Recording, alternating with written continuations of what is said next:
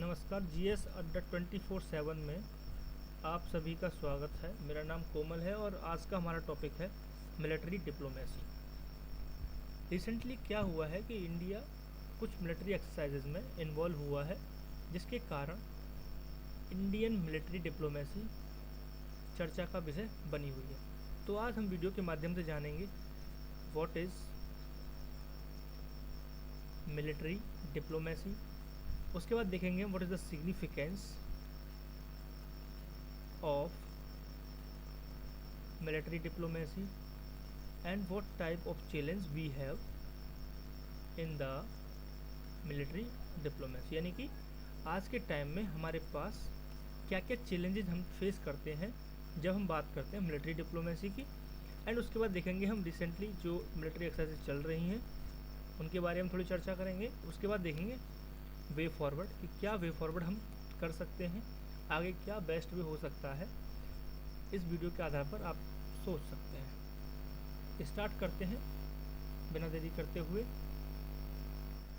तो पहला क्वेश्चन निकल के आता है हमारा, what is the diplomacy, military diplomacy. यानी कि मिलिट्री डिप्लोमेसी क्या होती है। जब हम मिलिट्री डिप्लोमेसी की बात करते हैं तो उससे पहले हम बात करते हैं फॉरेन पॉलिसी की। फॉरेन पॉलिसी के जो हमारे ऑब्जेक्टिव हैं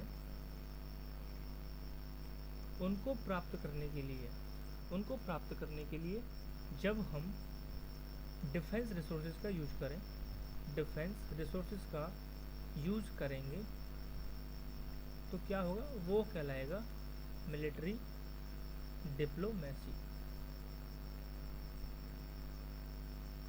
बहुत सिंपल वर्ड मैंने आपको बताया कि जो फॉरेन पॉलिसी है उसका जो हमारा ऑब्जेक्टिव है, ठीक है, जो हमारा नेशनल इंटरेस्ट है एज ए कंट्री, उनको प्राप्त करने के लिए जब हम डिफेंस रिसोर्सेज का प्रयोग करेंगे तो क्या होगा, वो होगा मिलिट्री डिप्लोमेसी। बहुत सिंपल, ठीक है। आगे बढ़ते हैं हम। नेक्स्ट है हमारा what is the significance of military diplomacy. यानी कि मिलिट्री डिप्लोमेसी का सिग्निफिकेंस क्या है, हम क्यों मिलिट्री एक्सरसाइजेस करते हैं, है ना। कोई भी कंट्री या भारत हो या कोई भी कंट्री हो, मिलिट्री एक्सरसाइज क्यों करते हैं, क्या सिग्निफिकेंस है, क्या फ़ायदे होते हैं हमें जब हम मिलिट्री एक्सरसाइजेस करते हैं। इससे क्या होता है, बिल्डिंग ट्रस्ट एंड कॉन्फिडेंस। यानी कि देशों के जो कंट्रीज़ होते हैं एक दूसरे के प्रति क्या होता है, ट्रस्ट बिल्ड होता है, ठीक है। ट्रस्ट बिल्ड होगा एंड कॉन्फिडेंस आता है। ये कैसे आता है, ये हम कैसे कर सकते हैं, रेगुलर डायलॉग के माध्यम से,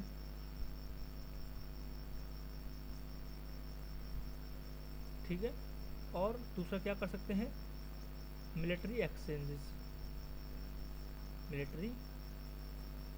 एक्सचेंजेस के माध्यम से हम ट्रस्ट बिल्ड कर सकते हैं। जैसे कि रेगुलर डायलॉग की बात करें, जैसे कि यूएसए और इंडिया का होता है 2+2, ऐसे ही रशिया का और इंडिया का 2+2 होता है, ठीक है। ऐसे हम रेगुलर बेसिस पे डायलॉग्स करते हैं। इस तरीके से अभी हाल ही में, अभी कुछ दिनों की बात है, कुछ दिन पहले कि यूएसए के साथ भारत के जो डिफेंस मिनिस्टर हैं उन्होंने एग्रीमेंट किया है जिसमें हम क्या करेंगे, आर्मी पर्सनल शेयर करेंगे दूसरे का, ठीक है। यानी कि एक आर्मी पर्सनल यूएसए की सेना में रहेगा, एक यूएसए का आर्मी पर्सन हमारे पास हमारी सेना में रहेगा, ताकि रियल टाइम पे हम जानकारी शेयर कर दें और मिस इन्फॉर्मेशन ना हो। तो इससे क्या होगा, ट्रस्ट बिल्ड होगा, नहीं होगा, बिल्कुल ट्रस्ट बिल्ड होगा, ठीक है। और क्या होगा, कॉन्फिडेंस भी बिल्ड होगा जी, ठीक है। नेक्स्ट देखते हैं नेक्स्ट क्या है हमारा, strengthening the alliance and partnership, ठीक है। अब देखो अलायंस कैसे बढ़ेगा और पार्टनरशिप कैसे होगी। अब हम क्या कर रहे हैं, हमने क्या किया, हम क्या कर रहे हैं, डायलॉग कर रहे हैं रेगुलर बेसिस पे, ठीक है जी। डायलॉग कर रहे हैं तो क्या हुआ, ट्रस्ट बढ़ गया, हमारा ट्रस्ट बढ़ रहा है, कॉन्फिडेंस भी बढ़ रहा है। अब ट्रस्ट बढ़ेगा तो हम क्या करेंगे, हम करेंगे टेक्नोलॉजी ट्रांसफ़र, करेंगे नहीं करेंगे, बिल्कुल करेंगे। और फिर क्या करेंगे, हम डिफेंस में क्या करेंगे, एग्रीमेंट भी कर लेंगे कुछ, करेंगे नहीं करेंगे, बिल्कुल करेंगे। ठीक, उसके बाद क्या कर सकते हैं, हम ग्रुप बना सकते हैं। कोई अगर चैलेंजेस आ रहे हैं तो ग्रुप बना सकते हैं। जैसे एग्जांपल के तौर पे बहुत सारे ग्रुप बन रहे हैं, क्वेड हो गया, एससी हो गया, एससीओ हो गया, ऑकस हो गया, ब्रिक्स हो गया, है ना। अकॉर्डिंग टू इंटरेस्ट बहुत सारे ग्रुप बन रहे हैं। इस तरीके से क्या हो रहा है, हम अलायंस बना सकते हैं। ठीक है, तो इससे क्या हो रहा है, ये सब किसका परिणाम हो रहा है, मिलिट्री डिप्लोमेसी का, क्योंकि हमने क्या किया, रेगुलर बेसिस पे डायलॉग कर रहे हैं। ठीक, नेक्स्ट है हमारा डिफेंस मॉडर्नाइजेशंस एंड कैपेबिलिटीज़। जब हम एक्सरसाइजेस करेंगे तो हम क्या करेंगे, अपने डिफेंस को मॉडर्नाइज करेंगे, उसकी कैपेबिलिटीज़ भी बढ़ेगी। बढ़ेगी नहीं बढ़ेगी, बिल्कुल बढ़ेगी। क्योंकि हम क्या कर रहे हैं, हमने अभी बात की कि हम क्या कर रहे हैं, हम कर रहे हैं टेक्नोलॉजी ट्रांसफ़र। ठीक है, तो टेक्नोलॉजी ट्रांसफ़र होगी तो क्या होगा, मॉडर्नाइजेशन होगा नहीं होगा, बिल्कुल होगा जी मॉडर्नाइजेशन। उसको क्या होगा, कैपेबिलिटीज बढ़ेगी नहीं बढ़ेगी। जब मॉडर्नाइजेशन होगा तो कैपेबिलिटीज भी बढ़ेगी, बिल्कुल बढ़ेगी साहब। नेक्स्ट है हमारा स्ट्रेटेजिक बैलेंस। हमने अब ग्रुप बना लिए बहुत सारे, हमने ग्रुप बना लिया अपना स्ट्रेटजी के हिसाब से। ठीक है, तो उससे क्या होगा, इससे क्या हो रहा है, हमारी सॉफ्ट पावर बढ़ रहेगी। यानी कि अगर हम मिलिट्री डिप्लोमेसी की तरफ चल रहे हैं तो उससे क्या हो रहा है, उससे हमारा टेक्नोलॉजी, उससे क्या हो रहा है, रेगुलर डायलॉग्स होंगे, उससे क्या होगा, ट्रस्ट बिल्डअप होगा। ट्रस्ट बिल्डअप होगा तो क्या होगा, कॉन्फिडेंस आएगा। कॉन्फिडेंस आएगा तो क्या होगा, टेक्नोलॉजी ट्रांसफ़र होगी। टेक्नोलॉजी ट्रांसफ़र होगी तो क्या होगा, डिफेंस मॉडर्नाइज होगा। फिर क्या होगा, कैपेबिलिटीज बढ़ेगी। उससे क्या होगा, स्ट्रेटेजिक बैलेंस बनेगा हमारा। उससे क्या होगा, स्ट्रेटेजिक बैलेंस बनेगा तो क्या होगा, सॉफ्ट पावर बढ़ेगी। ठीक है, बिल्कुल। उसके बाद सॉफ्टवेयर बढ़ेगी तो हम और भी तरीके से चीज़ें यूज कर सकते हैं। नेक्स्ट है हमारा चैलेंजेस, कि क्या क्या चैलेंज हमें आते हैं जब हम बात करते हैं मिलिट्री डिप्लोमेसी की। बैलेंसिंग स्ट्रेटजिक पार्टनरशिप, यानी कि जब हम बैलेंस करते हैं, हमने स्ट्रेटजिक पार्टनरशिप कर रखी है। ठीक है, सपोज करो कोई कंट्री है, इंडिया ले लो, यूएसए और रसिया के साथ एग्रीमेंट कर रखा है कुछ। ठीक है जी, तो अभी जो इंडिया की क्या है पॉलिसी, दोनों को बैलेंस करना। ठीक है, लेकिन आज की डेट में यूक्रेन वाले मुद्दे को लेके बहुत सारा प्रेशर है वेस्ट की तरफ से। ठीक है, तो इससे क्या हो रहा है कि हमारी जो बैलेंसिंग पार्टनरशिप है उससे क्या हो रहा है, हमें चैलेंजेस का सामना करना पड़ रहा है। जबकि चाइना के साथ ऐसा नहीं है, क्योंकि उसने स्ट्रेटजिक पार्टनरशिप वो बैलेंस करके नहीं चल रहा है। वो क्लियर कट किसकी तरफ है, वो क्लियर कट रसिया की तरफ है। ठीक है, क्लियर। तो क्या हुआ, ये क्या हुआ, एक हार्मफुल इफेक्ट हो गया, यानी एक नेगेटिव हो गया। नेक्स्ट क्या है, पॉलिटिकल सेंसिटिव एंड इम्प्लीकेशन, यानी कि अगर मैं सपोज करो एक सिंपल सा हम सिनेरियो लेते हैं, हमने मिलिट्री एक्सरसाइज करने के लिए विशाखापत्तनम पे डिप्लॉयमेंट कर दिया सेना का। ठीक है जी, अब छोटे छोटे देश क्या होंगे, अगर उनके पास इन्फॉर्मेशन नहीं हुई तो क्या सोचेंगे, उनको क्या होगा, इनसिक्योरिटी बढ़ेगी नहीं बढ़ेगी। ठीक है, चाहे हम शांति के लिए ही कर रहे हों, चाहे प्रैक्टिस के लिए ही कर रहे हों, लेकिन उससे क्या होगा, क्या हो रहा है, इनसिक्योरिटीज़ बढ़ रही है। जब इनसिक्योरिटीज़ बढ़ेगी तो क्या होगा, डिफरेंसेस आ जाएंगे। ठीक है जी, डिफरेंस आएगा तो क्या होगा, सॉफ्ट पॉलिसी डिक्लाइन करेगी। ठीक है, उसके क्या होंगे, बहुत सारे नकारात्मक पहलू उसके हमें देखने को मिलेंगे। नेक्स्ट है हमारा balancing soft power and hard power. ठीक है, तो आइए, अंतर्राष्ट्रीय रिश्तों में यानी कि इंटरनेशनल रिलेशंस में हमारे पास दो तरीके की पावर होती है। एक होती है हार्ड पावर, एक होती है सॉफ्ट पावर।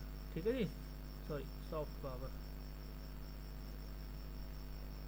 हार्ड पावर में जब बात करते हैं तो हार्ड पावर में आता है मिलिट्री पावर, सॉफ्ट पावर में आती है डिप्लोमेसी, जो हमारे फॉरेन अफेयर्स यानी फॉरेन मिनिस्टर करते हैं। ठीक है साहब, अब आइए, सपोज़ करो यहाँ पे हम मिलिट्री एक्सरसाइज कर रहे हैं। ठीक है, मिलिट्री डिप्लोमेसी बढ़ा रहे हैं। ठीक, छोटे देशों को क्या हो रहा है, इनसिक्योरिटी आ रही है, डिफरेंस बढ़ रहे हैं। ठीक है, तो उससे क्या हो रहा है, डिप्लोमेसी डाउन होगी, सॉफ्ट पॉलिसी डाउन होगी। लेकिन फ़ायदा क्या होता है इसका फ़ायदा क्या होता है, जब हमारी हार्ड पावर बढ़ेगी तो हमें क्या मिलेगी, हमें एक तो कैपेसिटी बढ़ेगी, हमारी कैपेसिटी बढ़ रही है, कैपेबिलिटी पता चल जाएगी प्रैक्टिस करने से। कैपेबिलिटी पता चल जाएगी, फिर हमें क्या होगा, सिक्योरिटी का भाव हमारा जो इनर होगा, सिक्योरिटी का जो फीलिंग होती है वो क्या होगी, बढ़ जाएगी। और जब हम बार बार ऐसी चीज़ें करेंगे तो छोटे देशों को क्या होगा, इनसिक्योरिटी आएगी नहीं आएगी, बिल्कुल आएगी साहब। जब इनसिक्योरिटी आएगी तो क्या होगा, डिफरेंसेस आ जाएंगे वापस से, अब सॉफ्ट पॉलिसी डिक्लाइन करेगी। यानी कि हार्ड पावर का हम यूज करेंगे तो छोटे देशों में इनसिक्योरिटी आ जाती है, जिसकी वजह से हमारी सॉफ्ट पॉलिसी डिक्लाइन करती है। और ऐसा एग्जांपल हम देख सकते हैं अपने पड़ोसी देशों में, नेपाल हो गया, ठीक है जी, और ये हो गया मालदीव हो गया, ठीक है, ये सब इसी के शिकार हो जाते हैं कभी कभी। नेक्स्ट है हमारा कोऑर्डिनेशन और इंटीग्रेशन। एक मिनट देना।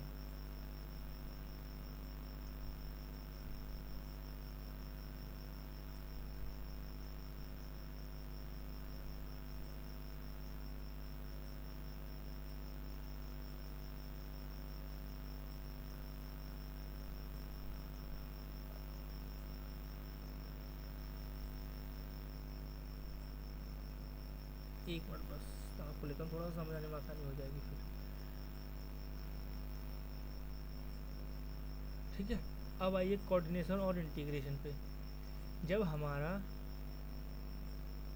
इनसिक्योरिटीज़ आ जाएगी देश में, छोटे कंट्रीज़ में, सॉफ्ट पॉलिसी डिक्लाइन करेगी, तो क्या होगा, कोऑर्डिनेशन कम हो जाएगा, इंटीग्रेशन, जब कोऑर्डिनेशन कम होगा तो क्या होगा, इंटीग्रेशन भी कम हो जाएगा।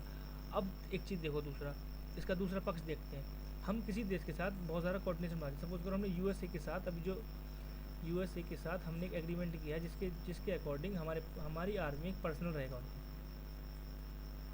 पर्सनल रहेगा, एक ऑफिसर उनका रहेगा हमारे यहाँ, जो रियल टाइम पे रिपोर्ट करेगा, ठीक है। तो उससे क्या होगा, हमारी प्राइवेसी को लिए प्रॉब्लम हो सकती है, नहीं हो सकती। तो क्या होगा, कोऑर्डिनेशन कभी कभी क्या हो जाता है, हार्मफुल हो जाता है, इंटीग्रेशन क्या हो जाता है, कभी कभी हार्मफुल हो जाता है। दूसरा, अगर हम और जो प्लेयर्स हैं, सपोज यूएसए है और भी कंट्रीज़ हैं, जापान है, इन सब की जो फोर्सेस हैं इनके साथ कोऑर्डिनेशन करेंगे, इंटीग्रेशन करेंगे, तो जो दूसरे कंट्रीज़ हैं, जो छोटे कंट्रीज़ हैं, उनके लिए वो हार्मफुल होगा, नहीं होगा, उनके लिए वो इनसिक्योरिटीज़ आएगी नहीं आएगी, कि भारत ऐसी तैयारियां क्यों कर रहा है, क्या रिक्वायरमेंट है जो ऐसी तैयारी करनी पड़ रही है, ठीक है।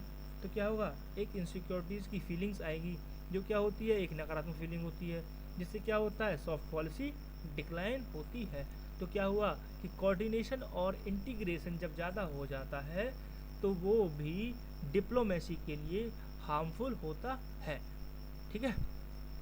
अब आइए adapting a complex geopolitical realities. अगर हम आज की बात करें, कॉम्प्लेक्स जियोपॉलिटिकल रियलिटीज़, यानी कि बात हो रही है आज के सिनेरियो की। आज के सिनेरियो में क्या हो रहा है, यूक्रेन और रसिया लगे हुए हैं, इस तरफ इजराइल लगा हुआ है और हमास है, अब तो हिजबुल्ला भी एंट्री हो रहा है, मतलब बहुत अलग सिनेरियो चल रहा है वहाँ पे। तो इससे क्या हो रहा है, इस तरीके से देखा है कि जब मिलिट्री डिप्लोमेसी बढ़ती है तो ऐसे ऐसे एग्जाम्पल्स ज़्यादा बढ़ने लगते हैं। तो कहीं ना कहीं ये क्या है, एक सेटबैक है फॉर दी मिलिट्री डिप्लोमेसी के लिए। आगे आइए, नेक्स्ट है इंटरेक्टेबल कॉन्फ्लिक्ट्स एंड पीस कीपिंग। एक कॉन्सेप्ट चलता है यूएनओ के, यूएन है, यूएन में पीस कीपिंग फोर्स होती है। पीस कीपिंग फोर्स क्या होती है, जहाँ पे ऐसे देश जिनमें डेमोक्रेसी खतरे में आ जाती है, तख्ता पलट होता है, वहाँ पे अगर जेनोसाइड होता है तो वहाँ पे क्या होता है कि यूएन अपनी सेना भेजता है, ठीक है। वो सेना कैसे बनती है, जो यूएन के मेंबर्स होते हैं वो फाइनेंशियली और मेंस यानी आर्मी पर्सनल देते हैं यूएन में, ताकि वो पीस कीपिंग फोर्स के रूप में कार्य कर सकें, ठीक है। जब पीस कीपिंग फोर्स के रूप में कार्य करते हैं, एक देश में डिप्लॉय होते हैं, तो बड़े देश स्ट्रेटजिक लोकेशंस का फ़ायदा उठाकर क्या करते हैं, उनके इंटरनल मैटर में भी इंटरफेयर करने लगते हैं। यानी कि जो ये क्या है, कॉन्फ्लिक्ट एंड पीस कीपिंग क्या है, ये मिलिट्री डिप्लोमेसी का पार्ट है कि हम क्या करने जा रहे हैं, हम जी शांति स्थापित करने जा रहे हैं, है ना जी। क्या जा रहे हैं, पीस कीपिंग एस्टेब्लिश करना है जी, पीस, इसलिए हम जा रहे हैं। तो ये क्या हुआ, मिलिट्री डिप्लोमेसी, लेकिन वहाँ क्या कर रहे हैं, इंटरनल जो मैटर्स हैं उनमें इंटरफेयर कर रहे हैं जी, ठीक है। चलिए आगे आइए, अब देखिए सबसे बड़ा पॉइंट बनता है बिल्डिंग ट्रस्ट, जो हमने पॉजिटिव पढ़ा था। अब इसका दूसरा पक्ष देखिए, दूसरा पक्ष देखिए, जब हम ट्रस्ट और पार्टनरशिप बढ़ रहे हैं, ठीक है, दो देशों के बीच, सपोज करो यूएसए हो गया, इंडिया हो गया, या इसराइल हो गया, यूएस हो, कोई सा भी दो देश ले लो, जब इनके बीच पार्टनरशिप बनेगा या ट्रस्ट बिल्ड होगा तो एक दूसरा धुरी या दूसरा एक्सिस बनना स्टार्ट हो जाएगा, ठीक है। जैसे कि अभी ईरान की तरफ से Iran, Russia, China, North Korea, इन सब का धुरी बनता हमें दिख रहा है, ठीक है। तो कहीं ना कहीं जब हम ट्रस्ट और पार्टनरशिप बढ़ाते हैं, अलाइज बनाते हैं, तो एक नेगेटिव इम्पैक्ट क्या पड़ता है, नेगेटिव इम्पैक्ट पड़ता है कि दूसरे एक्सिस का बनना स्टार्ट हो जाता है, जो कि किसका परिणाम है, वो परिणाम है किसका, मिलिट्री डिप्लोमेसी का, जो क्या है, एक हार्मफुल या एक सेटबैक है, ठीक है। आगे देखते हैं recent schedule and military exercise, यानी कि हाल ही में जो एक्सरसाइज शेड्यूल हुई हैं जिनमें भारत हिस्सा ले रहा है वो कौन कौन सी हैं, ठीक। तो सबसे पहले हम बात करते हैं इंदिरा। इंदिरा याद कर सकते हैं आप ऐसे, इंदिरा इंदिरा अगर हम बात करें तो दो देशों का है, इंडिया और रशिया, इंडिया और रशिया मिलकर कर रहे हैं, और ये क्या है, ये एक नेवल एक्सरसाइज है। कौन सी एक्सरसाइज है, नेवल एक्सरसाइज है। और ये स्टार्ट कब हुआ था, ये स्टार्ट हुआ था 2003 में, और ये होता है बायलेटरल, ठीक है जी। अब आते हैं बायलेटरल क्या होता है। बायलेटरल होता है दो देशों के बीच में, यानी बिटवीन ओनली टू कंट्रीज, ठीक है जी, only two countries will participate in this exercise, ठीक। अगर आप इसे याद करने का तरीका देख लेते हैं, याद कैसे कर सकते हैं, इंडिया से बनता है इंडिया और रा से बनता है रशिया, ऐसे आप इसे याद रख सकते हैं निमोनियन के हिसाब से, ठीक है जी। चलो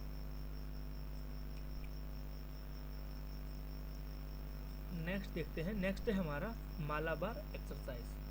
मालाबार एक्सरसाइज की मैं बात करूं, अभी के लिए शेड्यूल हुई है विशाखापट्टनम में, विशाखापट्टनम यानी कि इंडिया में ये होस्ट होगी। इंडिया क्या है, इंडिया क्या है, होस्ट करता, होस्ट कौन है, अब की बार इंडिया है। और ये जो एक्सरसाइज है, ये एक्सरसाइज स्टार्ट हुई थी हमारी 1992 में स्टार्ट हुई थी, और फर्स्ट टाइम जो उसका एक्सपेंड हुआ था वो हुआ था 2007 में, जब जापान, सिंगापुर और ऑस्ट्रेलिया को इसका पार्ट बनाया गया था, ठीक है। अभी क्या हुआ था कि ऑस्ट्रेलिया निकल गया, सिंगापुर भी निकल गया। अभी रिसेंटली 2020 में मैं बात करूं तो ऑस्ट्रेलिया दोबारा से इसका पार्ट बन गया है, यानी कि आज की डेट में अगर मैं बात करता हूं परमानेंट मेंबर्स कौन है, परमानेंट मेंबर कौन है, तो यूएसए, जापान, ऑस्ट्रेलिया और इंडिया, ठीक है। और अब की बार कहाँ हो रहा है, 2024 का होस्ट कर रहा है इंडिया, यानी कि विशाखापट्टनम में ये होगा। नेक्स्ट देख लेते हैं तरंग शक्ति, ठीक है। नेक्स्ट एक्सरसाइज है हमारी तरंग शक्ति।